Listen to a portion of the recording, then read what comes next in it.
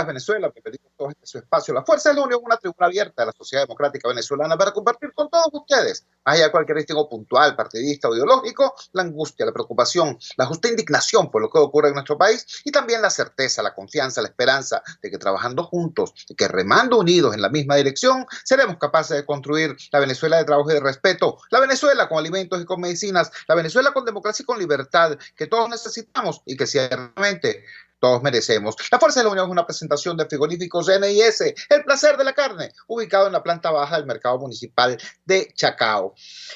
Una gran cantidad de noticias acumuladas pues a lo largo de todo este asueto carnavalesco.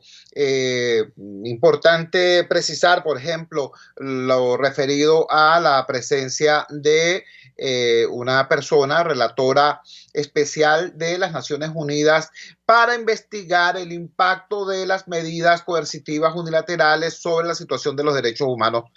Ese era el encargo de la señora.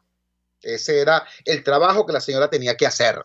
Evaluar el impacto de las sanciones, ¿no? Es lo que traduce eso de medidas coercitivas unilaterales en los derechos humanos. La señora evaluó eso en su visita, habló con el gobierno, habló con la oposición, habló con la sociedad civil, llegó a unas conclusiones y las emitió.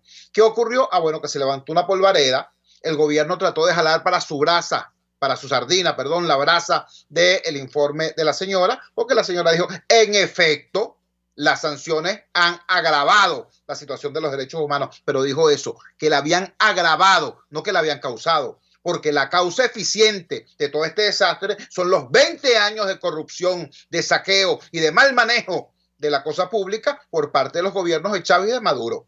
La señora lo dijo con claridad, lo han agravado. Y sin embargo, bueno, el gobierno intentó, repito, alar para su sardina la brasa del discurso de la señora. ¿Qué hizo la oposición oficial? La oposición del sector que aún apoya a Guaidó. Bueno, dijeron, primero empezaron a llamarla la bielorrusa, después dijeron que era un agente del presidente de Bielorrusia, después dijeron que esto, que lo otro, que era sesgado, que no sé qué cosa. No, chico, este sector de la oposición reacciona de esta manera porque ellos han apoyado de manera reiterada, en forma reiterada, la aplicación de sanciones. Y efectivamente, las sanciones generalizadas, las sanciones a los sectores financieros y económicos terminan afectando al pueblo. Aquí lo hemos dicho más de una vez, cuando se han puesto restricciones, por ejemplo, al acceso al combustible. ¿Usted ha visto en alguna ocasión a Nicolás Maduro empujando su carro porque se quedó sin gasolina ahí en la cola? No, ¿verdad? Bueno, porque es que la cúpula dirigente tiene como evadir el impacto de las sanciones, pero el ciudadano no. Eso fue así de simple, eso fue lo que dijo la fulana relatora. Y este sector de la oposición rebatió el informe, no porque la relatora fuera esto, fuera lo otro, estuviera sesgada, no. Ellos estaban defendiendo a sí mismos. Aquí el tema de fondo lo ha dicho el propio Estados Unidos.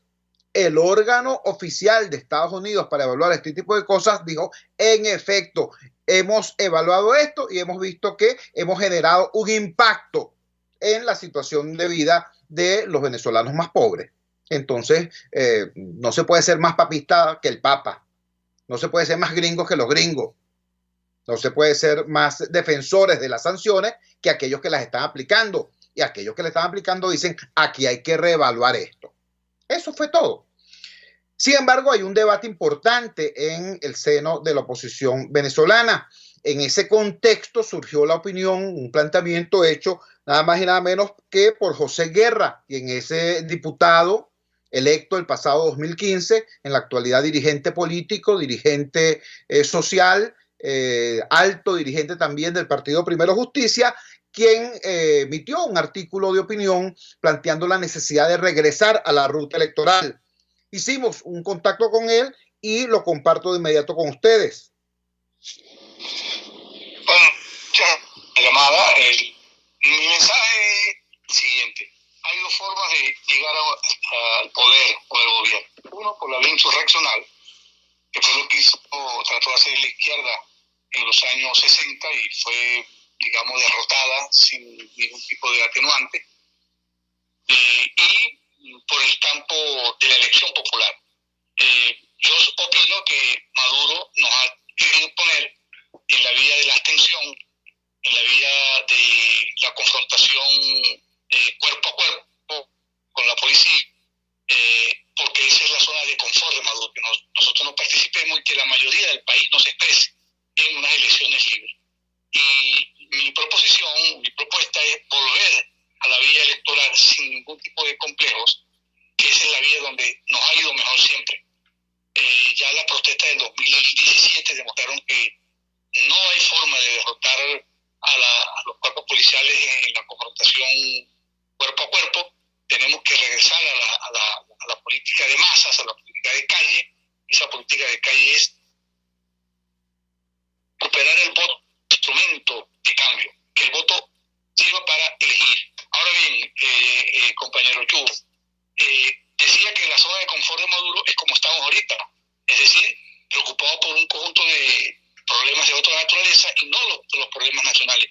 Muy pocos hablan del salario, muy pocos hablan del hambre que hay en el país, y son temas relevantes. Ahora, ¿qué es lo que yo pienso que están buscando el régimen de Nicolás Maduro? Es ponernos un conjunto de distractores, como la ley de comuna, el nombramiento del CNE, para disuadir y para evitar que nosotros no vayamos a las elecciones. Porque justamente en las elecciones, cuando el voto se expresa, cuando la gente habla a través del voto y expresa su protesta a través del voto, es cuando nos ha ido de la mejor manera a nosotros. Y tenemos que reencontrar esa vía, buscando las condiciones mejor para la participación, porque también es verdad que hemos ido a las elecciones, por ejemplo, a las elecciones de gobernador en las últimas, a Carlos Cari le movieron 300.000 electores 2 días antes de las elecciones, ha sido muy difícil ganar. En Aragua movieron 20 para la ciudad socialista y la gente se libró de ir a votar por el miedo. Sí, tenemos que buscar una elección justa, libre, pero siempre con el objetivo de reencontrar el camino electoral, que es el camino verdaderamente de cambio en Venezuela. Estamos conversando, repito, con el diputado José Guerra, y yo subrayo esto porque a nosotros han intentado también ponernos unas matrices para dividirnos entre duros y blandos, entre halcones y palomas, entre electoralistas y línea dura. Y todo eso es en realidad falso. Quizás el mejor testimonio de eso es precisamente José Guerra, alguien que les ganó al oficialismo un circuito tan importante como es el Valle, Coche, Cementerio, es decir, el circuito donde está Fuerte Tiuna, pues para decirlo claro, y luego su ejercicio como dirigente popular y como parlamentario los obligó a perseguirlo hasta que tuvo que asumir el exilio. Es decir, no estamos hablando frente a alguien que haya tenido una posición blandengue frente al régimen, y sin embargo José Guerra nos está diciendo que la vuelta al camino electoral es fundamental. José, siempre la oposición se ha planteado un tema del huevo y la gallina, ¿no? Vamos a las elecciones si hay condiciones, pero no hay condiciones porque el régimen es dictatorial, y si el régimen es dictatorial, claro que no nos va a dar condiciones. O sea, en esa rueda de molino hemos estado entrampados y hemos perdido no solamente tiempo y posiciones, sino que hemos llegado a esta situación de postración en la que hoy nos encontramos. ¿De qué manera salir de esa trampa retórica que nos quita energía y que nos quita tiempo y que nos sigue colocando de espaldas a los grandes problemas del país, como lo acabas de decir? Yo creo que lo primero es encontrar el camino, tener una ruta clara, tener una política clara, y después que tengas la política clara, tú haces las alianzas, tú haces la instrumentación de esa política. Y para mí, la línea política a seguir es recuperar el derecho al voto, recuperar la confianza de los venezolanos en el voto, sin el cual no hay manera de derrotar al régimen, porque Maduro es una minoría, eso es evidente que es una minoría, pero una minoría que está compacta hasta ahora, salvo ahora esta escisión del Partido Comunista y de lo que llaman la Alianza Popular Revolucionaria, que es una acción muy más cualitativa que cuantitativa, y también tiene sus propias contradicciones. Entonces, primero, tener clara la política, que es la ruta electoral, la ruta de la participación popular, la que nos va a llevar a la victoria. Sobre esa base, tú entonces articulas un plan unitario, ¿verdad? Y dices, bueno, los que están en esta onda de recuperar el derecho al voto, vamos uniendo en cuanto a un programa mínimo. Este programa mínimo es recuperar, para mí, el poder adquisitivo de los venezolanos, parar la hiperinflación, reactivar la economía y reactivar los salarios, ¿verdad? Y obviamente las transformaciones políticas que dé lugar. Entonces, cuando usted abre este espacio de coincidencia, entonces ahí entra un conjunto de gente, por ejemplo, que estaría de acuerdo con esos puntos. Y esos son los puntos mínimos sobre los cuales tú te entiendes y vas estructurando una política. Por ejemplo, ahora vienen las elecciones, están previstas pues, las elecciones de gobernadores y alcaldes. Un tema fundamental ahí es recuperar para mí la descentralización. O sea, Chávez y Maduro mataron la descentralización. Los gobernadores son pagadores de nómina, pues aquí no hay acciones especiales, el FIDES lo acabaron. Los gobernadores son una especie de empleados de Miraflores. ¿Es eso lo que nosotros queremos o queremos un país más descentralizado donde los gobernadores tengan, por ejemplo, una ley de hacienda pública estatal que le permitan no depender solamente del situado constitucional, sino que puedan tener sus propios ingresos? Los alcaldes que son pagadores de nómina, salvo excepciones. Entonces, esos son grandes cambios que hay que hacer. Ahora, ahí nos podemos unificar, digo yo, y enfrentar al madurismo, ¿verdad? Que es una fuerza minoritaria, pero cohesionada. Nosotros tenemos una mayoría y cohesionada en torno a unos objetivos fundamentales. Me parece muy importante la acotación que haces, José. Estamos conversando con José Guerra, economista, dirigente popular, dirigente político.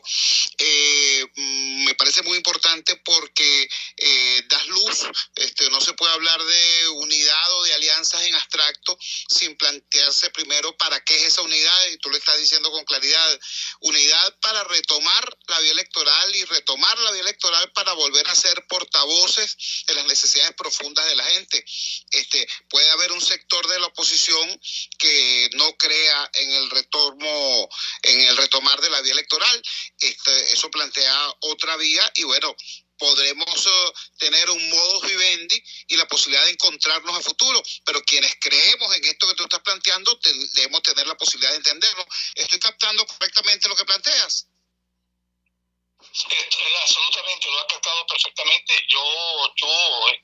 Digamos, nosotros que fuimos estudiantiles, estoy en el pedagógico y central, sabemos lo que es la lucha de calle. Nosotros nadie nos va a dar lecciones de eso. Y tú, por tu vivencia familiar, tu papá fue un dirigente sindical importante en los años 60, el señor Laureano Torrealba. O sea, nosotros sabemos lo que es. ¿Aló? De líneas duras o líneas blancas.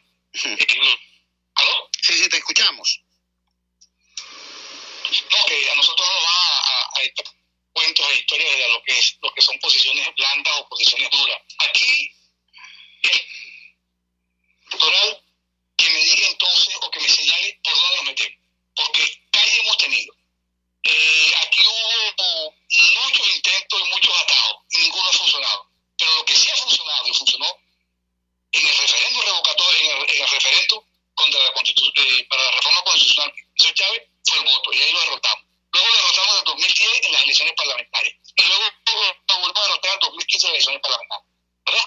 Sí. Entonces, ahí es que está, recuperar la confianza de la gente en el voto, que no es fácil, porque nosotros también hemos contribuido a crear que si el voto no es secreto, que si las máquinas son bidireccionales, que si el estadismo controla, o sea, todo lo que es ventajismo, nosotros lo hemos llamado fraude. Fraude no es ventajismo. Ventajismo es cuando tú usas el poder del Estado para beneficiarte, que es lo que es el estadismo.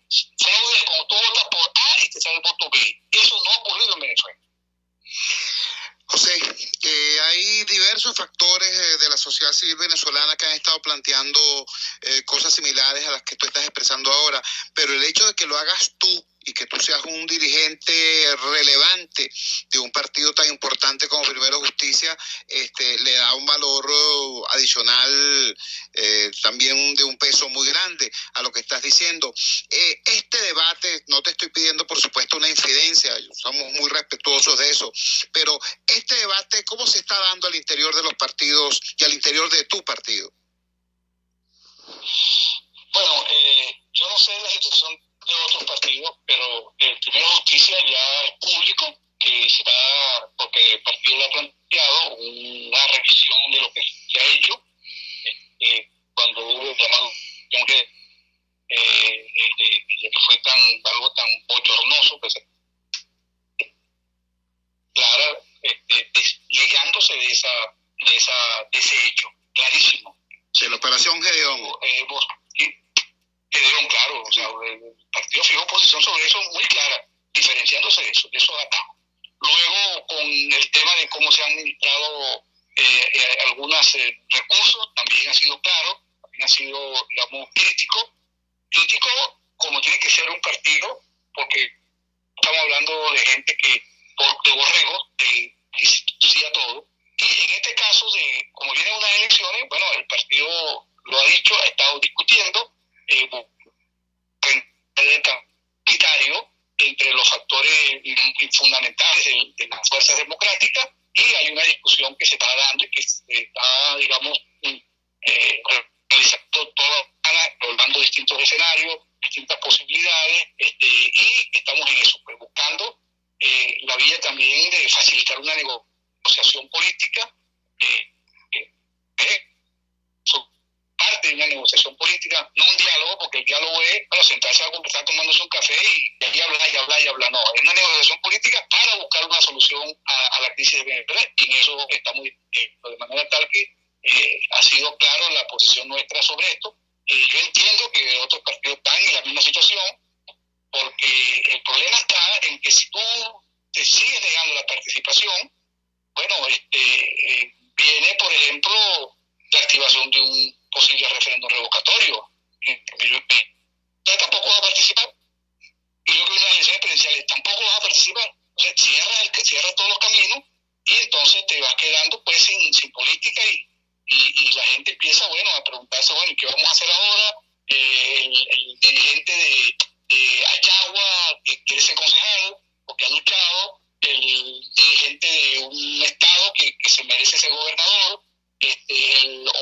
que él valora que ha trabajado para ser gobernador, porque el que está en esto tiene una carrera, pues. Claro. El que está en el pueblo, en el municipio, bueno, quiere ser concejal, quiere ser alcalde, después diputado. Ahora sí, esa forma de canalizar esa vocación política, porque tú estás creyendo que iba a llegar una fuerza extranjera a liberar a Venezuela, pues tú sigues con tu plan. Pero aquellos que piensan que la política es acumulación de fuerza, es un proceso gradual de ir conquistando eso que llaman espacios políticos, pero que en realidad son instrumentos para luchar, entonces ahí tú dices, bueno, vamos por la alcaldía, vamos, inclusive el caso de Primero Justicia. O sea, yo no era de Primero Justicia, yo me incorporé reciente, pero Primero Justicia comenzó en Caracas, en Chacao, en Baruta, con Enrique Capriles, luego gana una gobernación, luego se expande a Zulia y va construyendo liderazgo como el de Juan Pablo Guanipa, luego gana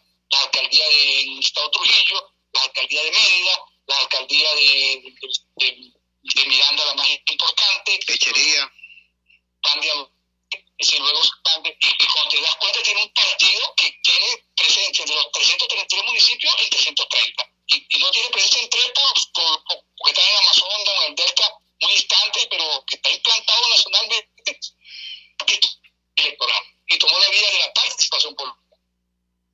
Así es. José, te agradecemos vivamente que nos hayas dado estas declaraciones, que lo hayas hecho de manera tan clara y tan pedagógica. Un gran abrazo y buenos días. Que esté muy bien, Hugo. Fuerte abrazo. José Guerra, dirigente del Partido Primero Justicia, diputado electo en el año 2015, dirigente popular, economista, dándonos este inicio de programa extremadamente noticioso. Llama a la participación electoral, llama a retomar la ruta electoral, se deslinda radicalmente de lo que él llama atajos, tipo Operación Gedeón. Ha dicho, hemos hecho de todo, aquí ha habido calle, aquí ha habido esto, tal y cual, y lo que hemos hecho es desvincularnos de darle respuesta a los problemas de la gente, a ponernos al frente de las luchas de la gente por la sobrevivencia y darle contenido político a esa lucha por la sobrevivencia. Dice, hay que retomar la ruta electoral para redefinir, reconfigurar el campo democrático. José Guerra, repito, dirigente del partido Primero Justicia. Vamos a la siguiente pausa comercial y ya regresamos con muchísimo más de La Fuerza.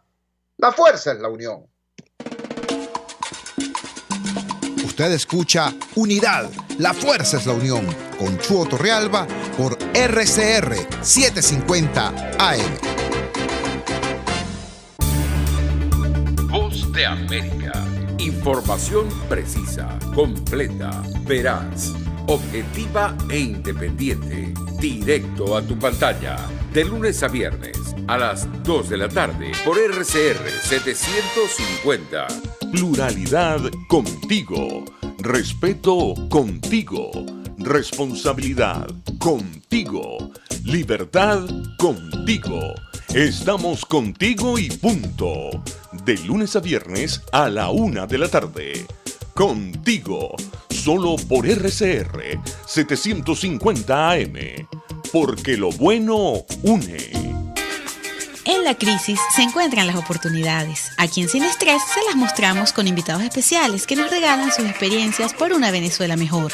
Cada tarde, de lunes a viernes a las 3, desde el emprendimiento, la educación, la salud y el entretenimiento. Por nuestra calidad de vida se nos hace necesario tomar un respiro del agobio diario, dedicar unos minutos a la salud mental y emocional para vivir sin estrés. Sin Estrés, de lunes a viernes a las 3 de la tarde por RCR 750, la radio que se ve. Ellos sí que no saben nada. Y así nos va. El espacio donde se tocan los temas más candentes de interés político y nacional. Y así nos va. En este programa, la picardía y el humor inteligente son los protagonistas. Pura cabilla. Lara y Hernández descosen y revelan los secretos más oscuros del acontecer político. Y así nos va. De lunes a viernes a las 4 de la tarde. Por RCR 750 AM. Opinión, ideas en debate. Usted escucha a Chuo Torrealba en Unidad, la fuerza es la unión, por RCR. Regresamos a La Fuerza es la Unión. Como ustedes saben, yo no milito en ningún partido político. Yo cuando busco votos, los busco para el campo democrático, para todo el campo democrático. A veces hay situaciones particularmente peculiares, ¿no? Cuando hubo en las pasadas elecciones de alcalde una suerte de competencia entre distintas opciones en la oposición, ahí yo sí me manifesté en Petare. Yo soy amigo de todos los precandidatos que allí estaban, pero yo apoyé a Rosiris Toro y dije mi razón. Mi razón era que, y así lo dije, aquí al final, pase lo que pase, los demás precandidatos van a seguir con su vida profesional, con su vida política, haciendo otras cosas, pero quien se va a quedar aquí peleando es Rosiris Toro. En efecto, anoche, bueno, hace un rato, a las 12:30, estaban en la Plaza del Dulce Nombre de Jesús de Petare, unos cuantos petareños dando inicio a la celebración de los 400 años de Petare. Y allí estaba Rosiris Toro. ¿Y por qué los petareños están celebrando eso, incluso con fuegos artificiales? Porque están dados a una cosa, a una efemérides frívola. No vale, porque son 400 años de historia, 400 años de lucha, y porque hacer una reflexión cívica sobre esto en un espacio como Petare forma parte del proceso de construcción de ciudadanía. Tenemos en línea precisamente a la dirigente popular Rosiris Toro. Rosiris, gracias por atender nuestra llamada madrugadora. ¿Qué significa para el liderazgo democrático en Petare estos 400 años de esa comunidad? Buenos días, te escuchamos. Buenos días, Chuo. Bueno, gracias por la oportunidad. Una vez más, bueno, ya tú eres un hijo adoptivo de Petare, porque siempre estás con nosotros, en las buenas, en las malas, en la adversidad sobre todo, pues eres nuestra voz. Bueno, ¿qué significan 400 años de Petare? Bueno, te puedes parar en este momento en mi platabanda, por ejemplo. 400 años de Petare es implicar el emprendimiento, las ganas, la lucha. O sea, ahorita hay un montón de gente caminando, haciendo país, Chuo. O sea, lo que hicimos anoche en las 17 calles que componen el centro histórico fue, bueno, que aquí estamos, recuperando espacios para la ciudadanía, puntos de encuentro, puntos de reflexión, Y bueno, haciendo un alto a quien me antecedía en la palabra, que además comparto plenamente su intervención, creo que eso es lo que nos toca, pues, construir para lo que viene, o sea, el Petare que viene. Hoy hacemos un gran encuentro en espacios como el 19 de abril, la agricultura, en Barrio Unión en el Carmen, o sea, varias ONG, digamos, alzando la voz para la cultura, para la paz, para el encuentro, porque bueno, es lo que nos toca, Chuo. O sea, la cultura ha sido un ápice importante en Petare, y se lo comentaba anoche al padre Miguel y al padre Genaro. Bueno, ustedes tienen una gran tarea, una gran responsabilidad, porque, bueno, no solamente es el Petare de la violencia, lo que sale en las cifras rojas. Aquí hay un montón de gente, sociólogos, antropólogos, cultores, historiadores, que en estos 400 años han hecho país, y aquí estamos, aquí nos quedamos, y aquí vamos a seguir luchando para tener una mejor calidad de vida. Estamos conversando con Rosiris Toro. Rosiris Toro, cuando nos conocimos, ella era un artesano en Petare, elaboraba hermosuras con sus propias manos y las vendía. Y sigue siendo artesano, pero bueno, ha tenido un desarrollo. Ya arrancó con nosotros en el Radar de los Barrios, ha sido legisladora en el estado Miranda, ha sido concejal, y es un referente de las luchas. Y lo que nos está diciendo no es poca cosa, no se trata simplemente de hacer una celebración o no. Se trata de rescatar el espacio público, rescatarlo de la indolencia oficial y de la violencia amponil, y rescatarlo para los ciudadanos. ¿Cuál es tu mensaje, Rosiris? Ya no solamente para la dirigencia política o la dirigencia o los activistas ciudadanos, sino para el habitante de Petare, para el habitante de Mezuca, para el habitante de José Félix Rivas, para el habitante de Paulo VI, que, bueno, se vieron en algún momento participando de una experiencia de gobierno democrático allá en Petare, y de repente le dijeron, no, mira, es que la gente que te convocó y que te incentivó ahora decidió que no va a participar, y pasado mañana deciden que sí. O sea, ¿cuál es tu mensaje para ese ciudadano que pudiera no estar comprendiendo muy bien lo que ocurre? Bueno, mi mensaje es eso, o sea, el llamado a que nosotros estamos cerca de la gente, que la participación es importante, no la negación, y además no la incoherencia, Chuo. Tenemos que ser coherentes con el discurso. O sea, la participación es importante. O sea, estar en una alcaldía, estar en la concejalía, estar en la gobernación, sobre todo en las concejalías. Nosotros hemos sido como unos grandes conserjes. O sea, es un espacio cercano a tener agua, a tener luz, a tener gas. O sea, tenemos que seguir luchando por la gente. Así que nuestro llamado también es a eso. O sea, nosotros no podemos ser incoherentes, tenemos que participar para seguir construyendo ciudad, para seguir construyendo sueños, esperanza, porque además, o sea, ha sido duro, Chuo, lo que hemos vivido, pero aquí estamos, o sea, levantando la voz, en estos 400 años, a la gente de La Bombilla, a la gente de José Félix, a la gente del Marqués, a la gente de la Urbina.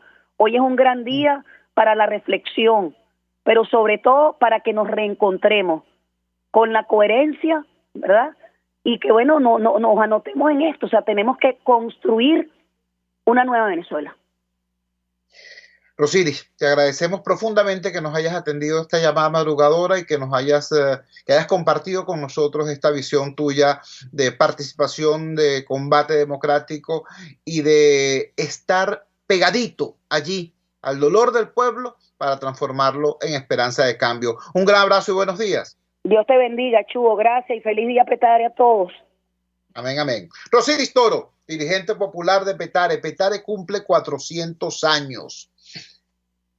Petare no es solamente el despotismo del PSUV, no solamente es la violencia de Huilexis. Petare es una inmensa comunidad de gente honesta, trabajadora, decente, que exige, necesita y merece un presente distinto y un futuro mejor. Y allí hay luchadores populares, hay dirigentes ciudadanos, hay activistas políticos democráticos que están empeñados, no desde los titulares, no desde los likes de las redes sociales, sino desde los callejones, desde la escalera, desde las realidades de Petare para lograr ese cambio. Vamos a la siguiente pausa comercial y ya regresamos con muchísimo más de La Fuerza. La fuerza es la unión. Les estamos presentando Unidad. La fuerza es la unión. Solo por RCR 750 AM. Puedes seguirnos en nuestras redes sociales. En Twitter, @RCR750. La radio que se ve. En la crisis se encuentran las oportunidades. Aquí en Sin Estrés se las mostramos con invitados especiales que nos regalan sus experiencias por una Venezuela mejor. Cada tarde, de lunes a viernes a las 3, desde el emprendimiento, la educación, la salud y el entretenimiento. Por nuestra calidad de vida se nos hace necesario tomar un respiro del agobio diario, dedicar unos minutos a la salud mental y emocional para vivir sin estrés. Sin Estrés, de lunes a viernes a las 3 de la tarde por RCR 750, la radio que se ve. Ellos sí que no saben nada. Y así nos va. El espacio donde se tocan los temas más candentes de interés político y nacional. Y así nos va. En este programa, la picardía y el humor inteligente son los protagonistas. Pura cabilla. Lara y Hernández descosen y revelan los secretos más oscuros del acontecer político. Y así nos va. De lunes a viernes a las 4 de la tarde. Por RCR 750 AM. RCR 750 AM. Porque lo bueno une.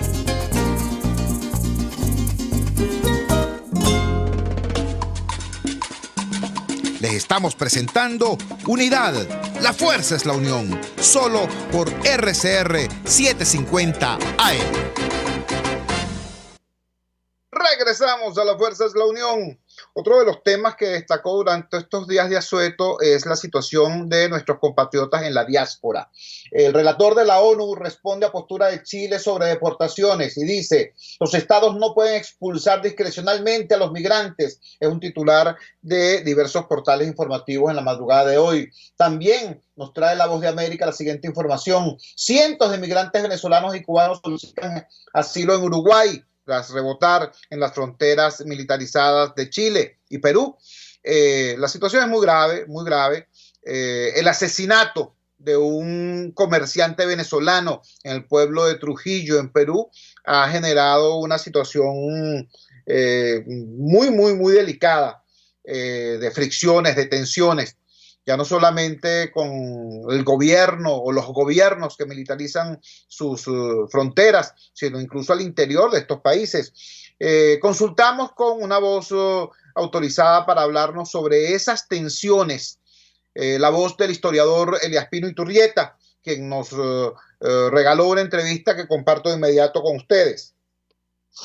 Desde que se conoció en Venezuela el asesinato del comerciante venezolano Orlando Abreu en Trujillo, Perú, se ha desarrollado una escalada preocupante de agresiones, no se sabe si fingidas o reales, no se sabe si solo virtuales o efectivamente sangrientas. En todo caso, lo que sí es evidente es que la intención de generar fricción y conflicto, crispación, eso sí es evidente de suyo. Hay una situación muy complicada que está viviendo la diáspora venezolana en la región. A la militarización de las fronteras ha seguido esta tensión entre los ciudadanos. Por eso queremos buscar criterio experto que nos oriente sobre si esto es una erupción inesperada o si es por el contrario la expresión de tensiones soterradas de larga data. Nadie mejor para que nos hable de eso, para que nos explique eso, que el historiador Elías Pino Iturrieta.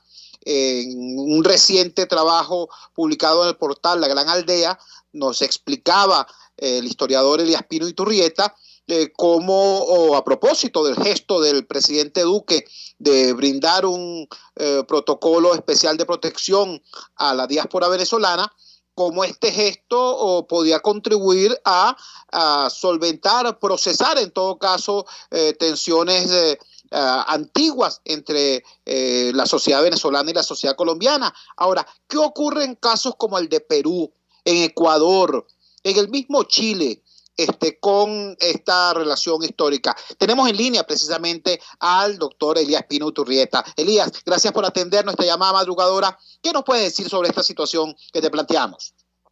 Bueno, primero, gracias por llamar, Chuo. Yo creo que es importante este tema por todos los comentarios que tú hiciste. Es obvia la trascendencia del asunto. Yo creo que conviene tratar de mirar las cosas como habitualmente no se han mirado y decir una cosa que es evidente pero que no la aceptamos o que la hemos visto de otra manera. Toda la historia latinoamericana ha sido partida en pedazos estancados que no se comunican unos con otros, porque así lo dispuso la administración colonial durante 300 años. Cada jurisdicción política inventada o creada por España hizo mapas absolutamente diferentes del mapa del vecindario para que se formaran comunidades con historias distintas. La vida de la gobernación y capitanía general de Venezuela es distinta a la vida de Cundinamarca, que después se convierte en el nuevo reino a pesar de que estemos juntos, simplemente porque las autoridades españolas resolvieron que fuera así. Entonces, por consiguiente, yo soy de una manera y el vecino es de otra porque no compartimos la historia ni la economía, ni porque no había manera física de comunicarse, además, es decir, no había camino, no había carretera, no había trenes, no había teléfonos. Entonces hay una cantidad de historias diferentes. Esa cantidad de historias, ese conjunto de historias diferentes no se ha unido desde el principio y hasta la actualidad. Entonces es evidente que se produzca un conflicto por razones históricas. Es comprensible, mejor dicho. ¿Cuál es ese conflicto? El conflicto entre lo propio y lo ajeno, el conflicto entre lo familiar y lo extraño. Si yo vivo aquí y me viene un conjunto de elementos distintos a mí, provocan una reacción natural y espontánea como de defensa, de extrañeza y en muchos casos de animadversión.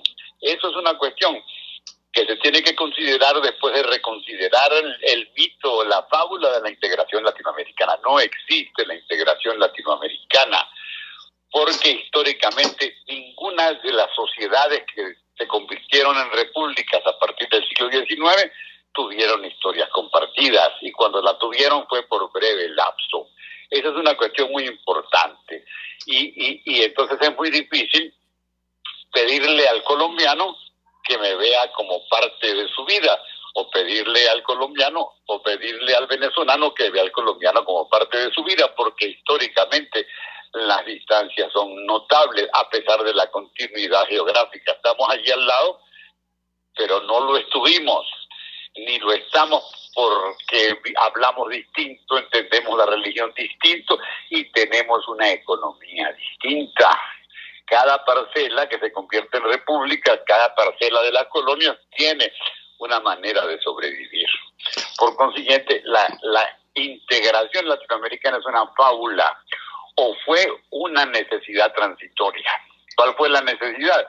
Librarse de lo que se consideró un enemigo común, que era el Imperio Español. Entonces, la guerra nos unió, pero cuando viene la paz, nos desunimos.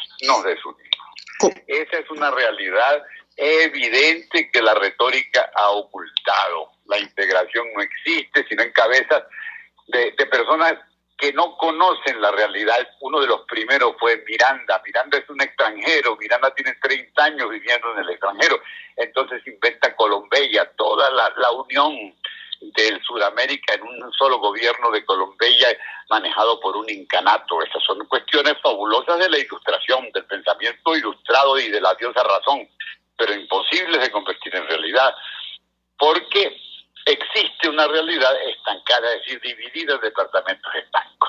Eso es muy importante que se entienda, Yugo, porque de lo contrario vamos a estar atribuyéndole pecados y maldades al vecino porque nos ataca a nosotros que somos del mismo género. Pues no lo somos, cuéntale. En el caso, Elías, estamos conversando con el historiador Elías Pino Iturrieta. En el caso, además de los venezolanos, somos víctimas de una doble situación. Por un lado, no solamente es que nos creemos hermanos, sino que además nos hemos creído nuestra propia propaganda sobre que somos libertadores, no solamente hermanos, sino prácticamente padres de otras 5 naciones. Y luego cuando vamos a la realidad nos encontramos con expresiones que no son exactamente de agradecimiento, ni mucho menos. Y ahora la circunstancia actual en la que movimientos migratorios importantes no se corresponden con situaciones de auge económico, como pasó en el caso de Venezuela recibiendo flujos migratorios de otros países. Hoy estamos con una migración venezolana importantísima en medio de una América Latina en crisis y con la pandemia. Claro, absolutamente es así, eso explica muchas cosas, pero con un agregado muy importante en el caso para explicación de lo nuestro. Venezuela históricamente ha sido la sociedad más sedentaria de Sudamérica. Nosotros jamás tuvimos necesidad de emigrar. No lo hicimos en el siglo XIX porque no lo hicimos.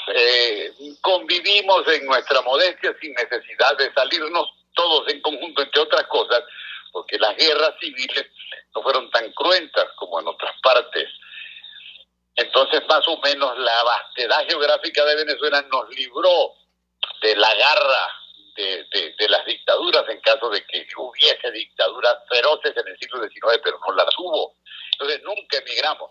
En el siglo XX, no solo mejoramos la situación, sino que nos convertimos de verdad en el paraíso de la riqueza petrolera y pertenecemos al club de los países opulentos. Entonces, el opulento no emigra, el habitante del paraíso está en su vergel feliz de la vida. Entonces, ese es lo más grave de la situación venezolana. El sedentario se tiene que hacer nómade a la fuerza y no sabe cómo hacerlo. Si yo jamás he viajado, si yo jamás he necesitado una mudanza, imagínate cuando la necesidad me obliga a salir, no a hacer turismo, sino a buscar la manera de vivir o de sobrevivir. Terrible. Entonces, ¿qué significa eso? Que nosotros no tenemos tradición de migración, es decir, no sabemos comportarnos afuera. Los hijos del paraíso viajan a los purgatorios o a lo que consideraron como purgatorios, considerándose todavía hijos del paraíso. Y eso es gravísimo. Eso crea dificultades de expresión, conductas que quizá puedan provocar rechazo. Entonces hay que ver esas dos realidades. La del emigrante que no sabe hacerlo, porque jamás lo hizo, porque tampoco lo hicieron sus padres, ni sus abuelos, ni sus tatarabuelos, pero que tienen que estrenar ese calvario. Es terrible que yo, rico, poderoso, acostumbrado a mirar al resto del continente de los hombros desde los hombros, mirando hacia la distancia de abajo, tenga que ir a pedir limosna o tenga que ir a pedir su subsistencia a Panamá o Dominicana. Por el amor de Dios, eso es gravísimo para el venezolano opulento y acomodado. Y este venezolano opulento y acomodado se acomoda, cambia de sensibilidad. Probablemente no, porque la sensibilidad no se cambia como cambiarte tú la camisa para mandarla a la tintorería. Ese es un problema de aprendizaje, pero sobre todo de aprendizaje doloroso. Esa es una situación que se tiene que ver. En el caso del Perú, que es el que nos está llamando en estos días la atención, tener mucho cuidado. Perú es, antes de que termine el centro de experimento de los nacionalismos. Después de la independencia, lo que reina en América Latina son los nacionalismos. Cuando se desarrollan sin duda esos nacionalismos, cuando Perú logra la independencia debido a la intervención de elementos foráneos. La independencia del Perú no la hacen los peruanos, o mejor dicho, para tratar de ser equilibrados, no la hacen los peruanos solamente. Ahí participan los argentinos de San Martín con un ejército de chilenos y de argentinos. Y luego los colombianos. que vienen de Bogotá con Bolívar, con un ejército de llaneros y de guasos y de gochos, que jamás habían penetrado esa región. Entonces se forma un batiburrillo que produce grandes reacciones en las cuales surgen todos los nacionalismos, o es un experimento para la formación de los nacionalismos. Un país que no hace la independencia solo, sino que se la hace un conjunto de géneros humanos distintos y distanciados, guarda una experiencia o una inexperiencia o una frustración que espera el mejor momento para reproducirse, el momento actual. Y hay otro problema importantísimo para entender todo este enredo terrible, Chugo, que es el problema del desconocimiento. No solo tenemos historias distintas, como traté de comentar, sino que ni siquiera sabemos cómo vive o cómo ha sido la vida del vecino. ¿Quién demonios sabe algo de la historia del Perú en Venezuela? Nadie, a menos que sea un profesor de historia, y solamente eso. ¿Quién sabe que Acción Democrática es hija del Perú? Porque Rómulo Betancourt se fijó en la doctrina de Haya de la Torre. Ni siquiera los adecos de la actualidad. ¿Qué tenemos nosotros de conocimiento sobre la historia del Ecuador o sobre la historia de Colombia? Absolutamente nada, ni mucho menos los políticos de la actualidad, estos jóvenes que son profundamente ignorantes. Entonces, toda esa realidad tenemos que verla y decirla. Si yo no sé quién es el vecino, si yo no conozco a sus poetas, a sus escritores, a sus científicos, ¿cómo demonios pretendo yo una comunicación entre iguales, entre pares? Todo eso en conjunto pudiera darnos claves para el entendimiento de la situación que está pasando. Y también para referirnos a algo que tú dijiste al principio, que yo creo que es muy importante, tener el cuidado de no exacerbarlas. Es decir, tener el cuidado de no meterle más volumen, de no crear rumores y falsedades a su alrededor. En el fondo, también, y esto es muy doloroso, pero hay que decirlo, este es un enfrentamiento entre pobrezas. ¿Quiénes son los que más sufren? Las migraciones de los más humildes que van a vivir en las barriadas y en las comarcas de los más humildes, relacionándose con los mendigos, con los pobres, con el hampa común y con la delincuencia habitual. Todo eso también tiene que verse. El problema no es la emigración, claro que lo es esencialmente, sino el enfrentamiento de 2 o 3 o 4 pobrezas, de 2 o 3 o 4 humildades, de 2 o 3 o 4 situaciones de insatisfacción, porque viven muy mal, porque se alimentan mal y porque son muy ineducados. Todo eso tiene que explotar. Entonces, ¿qué es lo que tendríamos que hacer?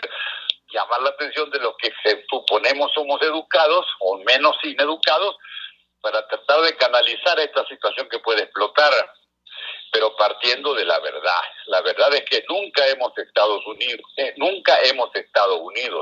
La verdad es que nos hemos desconocido toda la vida. Y la verdad es que desde el caso venezolano nos hemos considerado como hijos predilectos del paraíso, y eso es una fantasía sin plataforma, una fantasía sin piso, tan sin piso que ahora tuvimos que salir del paraíso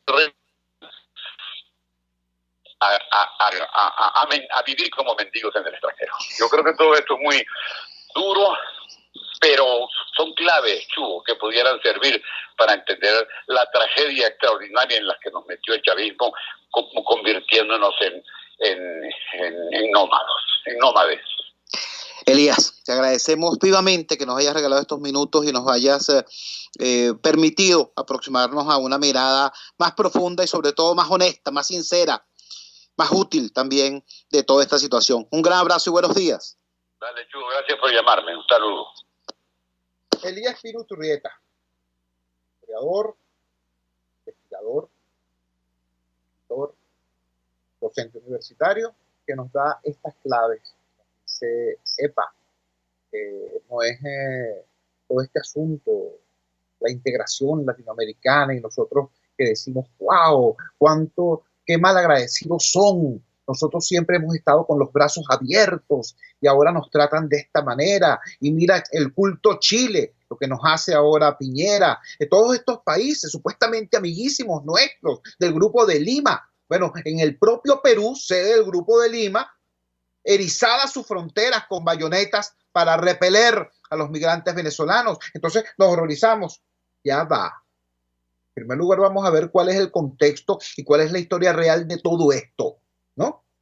Ubiquemos que además de toda esta situación que ocurrió en la colonia y que bien nos acaba de explicar Elías Pino Iturrieta, y en la independencia, nosotros tenemos nuestra propia propaganda y nos entendemos y nos asumimos libertadores.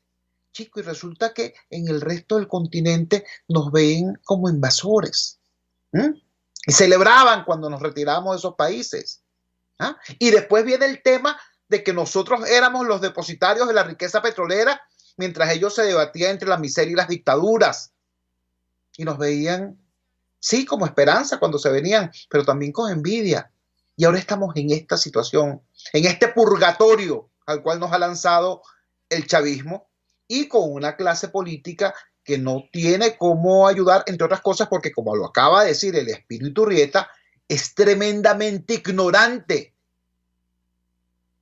Nosotros, los ciudadanos, tenemos que abrir muy bien los ojos y frente a esta escalada que quiere enfrentar a pobres contra pobres, a pobres venezolanos que llegan a los barrios pobres de Ecuador, de Perú, de Colombia, como bien dice el Espino Iturrieta, este es un conflicto entre pobrezas.